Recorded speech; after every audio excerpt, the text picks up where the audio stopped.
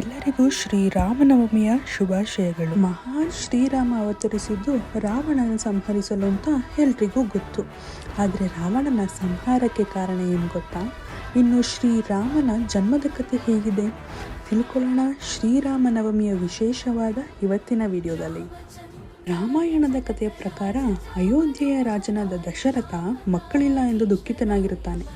ಆಗ ಮಹರ್ಷಿ ವಶಿಷ್ಠರು ಪುತ್ರಕಾಮಿಷ್ಟ ಯಾಗವನ್ನು ನಡೆಸಲು ಹೇಳುತ್ತಾರೆ. ಈ ಯಾಗದ ಫಲವಾಗಿ ಯಜ್ಞದೇವತೆ ಹೊರಹೊಮ್ಮಿ ಅವರು ಹಾಲಿನಲ್ಲಿ ತಯಾರಾದ ವಿಶೇಷ ಪಾಯಸವನ್ನು ತರ್ತಾರೆ. ಈ ಪಾಯಸವನ್ನು ದಶರಥ ಮಹಾರಾಜ ತನ್ನ 3 ಪತ್ನಿಯರಾದ ಕೌಸಲ್ಯೆ, ಕೈಕೇಯಿ ಮತ್ತು ಸುಮಿತ್ರೆಗೆ ವಿತರಿಸುತ್ತಾರೆ.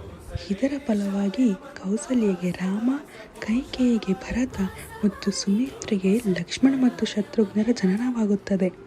ಇಷ್ಟೆಲ್ಲ ಶ್ರೀರಾಮನ ಜನ್ಮದ ಹಿಂದಿನ ಕಥೆಯಾದರೆ, ಇನ್ನು ಶ್ರೀರಾಮ ಜನಿಸಿದ್ದು ಕ್ರಿಸ್ತಪೂರ್ವ ಸುಮಾರು 12,240 ಚೈತ್ರ ಶುದ್ಧ ನವಮಿಯಂದು.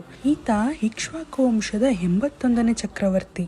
ಇಷ್ಟೆಲ್ಲ ಶ್ರೀರಾಮನ ಜನನದ ಕಥೆಯಾದರೆ, ಇನ್ನು ರಾಮ ಅವತರಿಸಿದ್ದೇಕೆ ಅಂತ ತಿಳ್ಕೊಳ್ಳೋಣ.